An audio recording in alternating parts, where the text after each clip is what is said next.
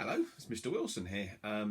This is hopefully the start of a new little project all to do with this little musical instrument. Now normally I'm more used to playing a guitar.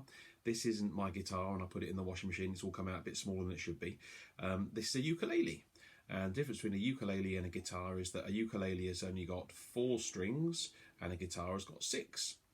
But I know lots of people get given these for presents, birthdays and Christmas and so on, and they play them along, they strum them a bit and they think, I don't know what to do with that, it gets put in a cupboard and gets forgotten.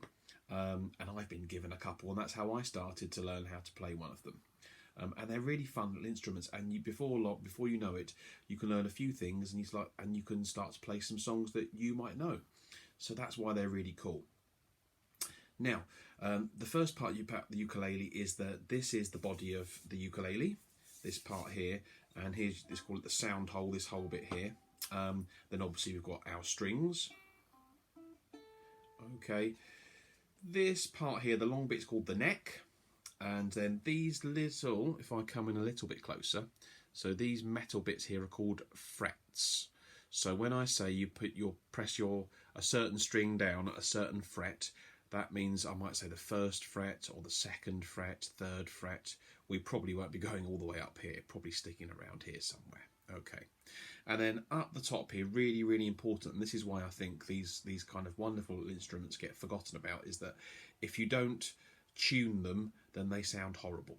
Okay, so what we have 4 strings on the ukulele, like I said, and they need to be tuned to 4 particular notes. So this one at the top here needs to be a G note, and then this is a C, an E, and an A.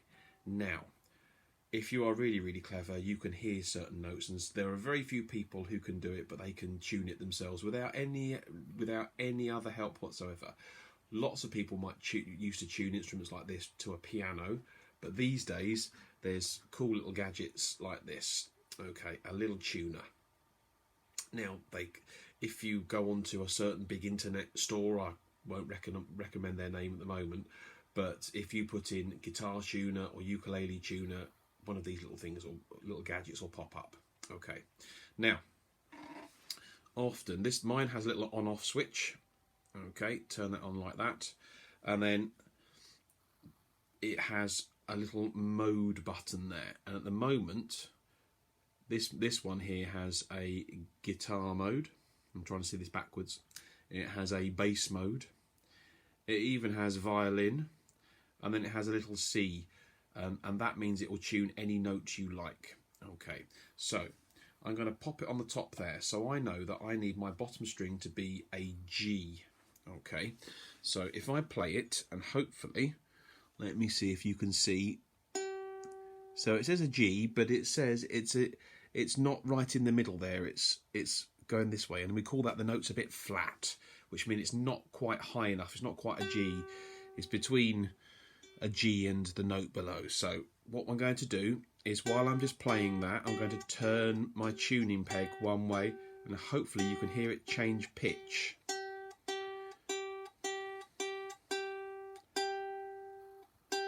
Okay, so now I think that from there it's right in the middle. So now I'll check the other notes. So my 3rd string needs to be a C. All that's right in the middle, lovely. And then the next one needs to be an E. That's right in the middle too. And the next top one needs to be an A. Perfect. So if you take a little bit of time, it will take longer than that for you, I expect, to start tuning to start with. But practice makes perfect. Keep on trying, and if you tune it perfectly, then it will sound nice when you're playing it. Don't forget, I always say this to anyone who plays a guitar or anything like that, turn your tuner off, otherwise the batteries run out. Okay, we can leave it on there clipped on if you want to, or I just get it out of the way, so I just put that down out there. Now, we can get playing pretty quickly, and we're going to learn a chord. Now, a chord is just when you have a collection of notes, at least usually 3 notes or more, all played together makes a chord. So, believe it or not, that is a chord when you just strum all the notes together there. It's not a very exciting chord. I don't know the exact name of it, but it is a chord. We're going to play the chord of C. And all you need is that finger. And if you hold down the string nearest the floor, okay, this string here. So the A string, we're going to hold it down at the 3rd fret. Now, when I say at the 3rd fret, if I put my finger right on the fret, it's quite a dead sound.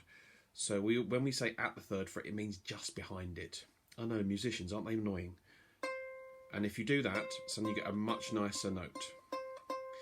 Now, you could just play that single string, but the great thing about the ukulele is it's totally designed for strumming.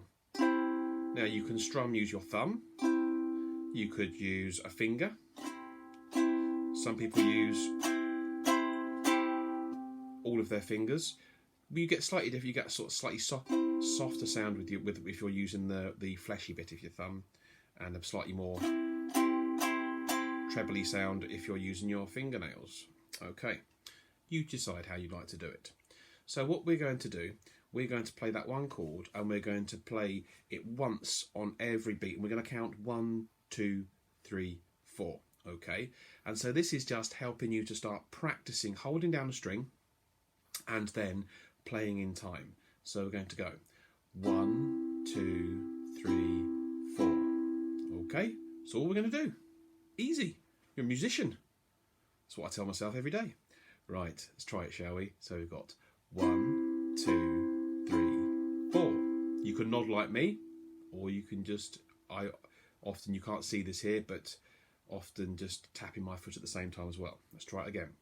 1, 2, 3, 4.